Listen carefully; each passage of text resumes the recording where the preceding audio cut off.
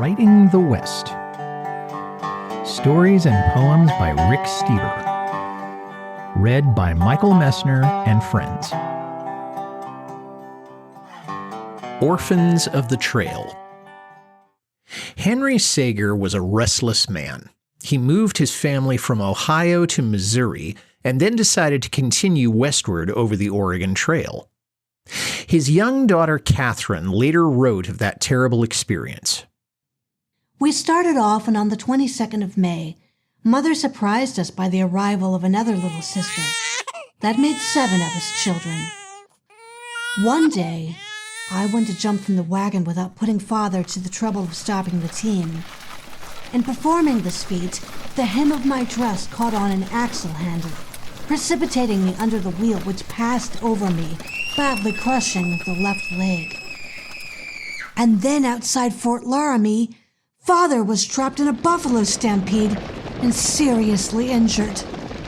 It soon became apparent to all that he would die. As I lay helpless by his side, he said, "Poor child, what will become of you?" After we buried Father, the nights and mornings were bitter cold. Mother was afflicted with a sore mouth. That was the forefront of the fatal fever. She soon became delirious. When Mrs. Sager died, she was buried beside the trail. The 7 Sager children, ranging in age from 14 to the youngest only a few weeks old, were left orphans. The children continued to travel with the wagon train until they reached the missionary settlement of Marcus and Narcissa Whitman. The Whitmans, who had recently lost a baby, adopted and cared for the Sager children. Amazing. The first white baby born west of the Mississippi River was the son of Hiram and Minnie Jones. A moment after he reached this world, Hiram whispered to his wife, "He's something special. He's going to be a great, great man someday." Because of Hiram's intuition, he insisted the baby be given the name Amazing Jones. But as the child grew, there was nothing that set him apart from the other pioneer children. He never won the spelling bee. He was never the star of the Christmas play. He was not a good aim. Years passed. Amazing Jones married a local girl, and upon the birth of their first child, a son, he told his wife, "I could never name him after myself. All my life this name has been an albatross around my neck. I feel I have let everyone down because I have never done anything great or truly wonderful." Within a few years, Amazing succumbed to the belief that his life was a failure. To ease his inner suffering, he turned to drink. He smoked, he gambled, he womanized. He sank into a bottomless pit of self-pity and continued his loathsome ways for more than half a century. Finally, on his deathbed, the final words he whispered to his wife were, "Whatever you do, don't put amazing on my tombstone. It was bad enough to live with such a name. I do not want to carry it through eternity with me." He was buried in the little cemetery on the hill above town. His wife purchased a large granite headstone inscribed with the words, "Here lies Robert Jones, first white child born west of the Mississippi River."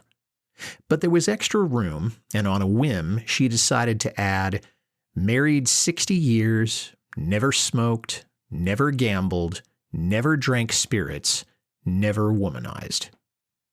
To this day, people pause at the large granite headstone.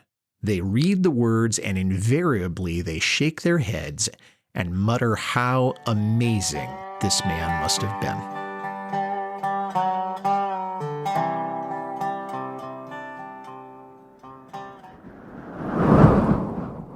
Distance. I am thinking of distance, somewhere out where storms form and stars and moon are given their special lightness, where the path of celestial bodies are charted, stars assigned their shine. a place where tumbling mountain creeks are allowed to come forth and speak their minds. Slanting rays of the sun are hidden by the shade of leaves, where a lifetime of migrating butterflies pass in quiet review. This is the context of distance I contemplate.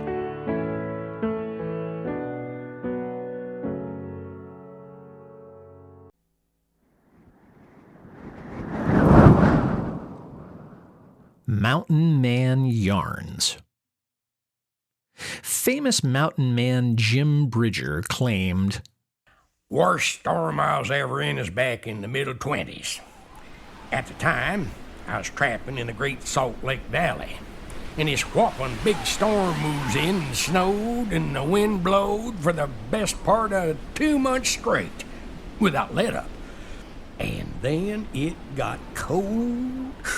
Ooh, it got cold. In fact, it was so darn cold that there was a buffalo herd I come across that froze to death standing up.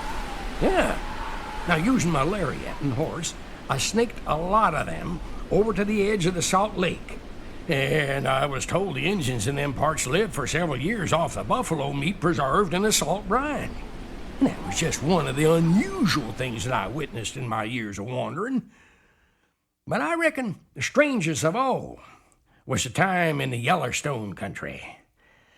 I was hunting for meat and happened across this here granddaddy of a bull elk. Had horns way out to hair. Yeah, I tell you, they was. So I dropped to the ground, took steady aim, and squeezed the trigger. Much to my utter and complete amazement, that old bull never flinched, never so much as flexed an ear. Now, the elk was maybe 40 paces. Now, how could I have missed? Why didn't he move? Well, the only thing I could figure was that my rifle misfired and the elk was stone deaf. Well, I'll give it another go. Reloaded, took steady aim, held my breath, and squeezed her off. Lo and behold, the same result.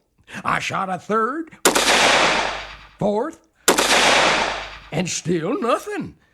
My rifle, always a faithful and trusted companion, had never plugged up before. Well, I just absolutely had to have meat, and so, planning on using my rifle as a club, I charged that critter. But before going a dozen steps, I run smack dab into an invisible wall.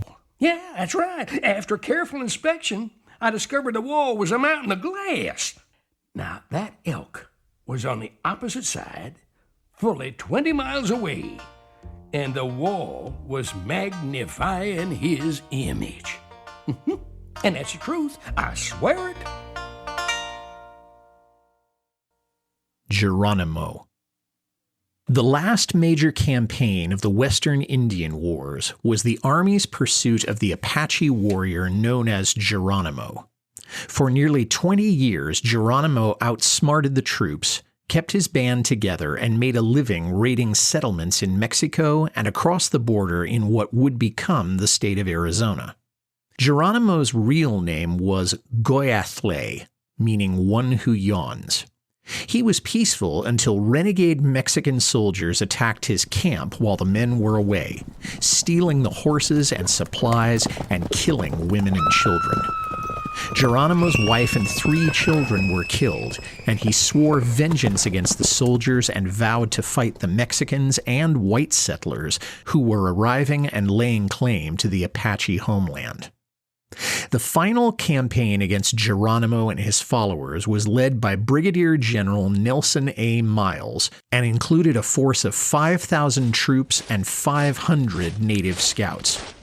Over a 5-month period, they followed Geronimo more than 1,600 miles before General Miles, in a conference at Geronimo's camp on September 3, 1886, promised that if the natives surrendered, they would be exiled to Florida but allowed to return to Arizona.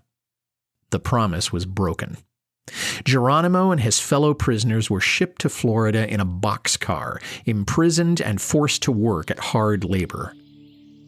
Years passed, and Geronimo was exiled to Oklahoma, where he earned his living selling photographs of himself at fairs and on the street corner.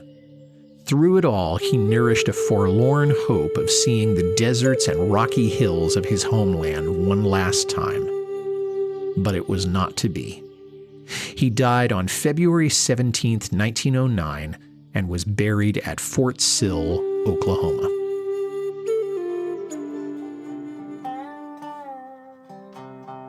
You've been listening to Writing the West.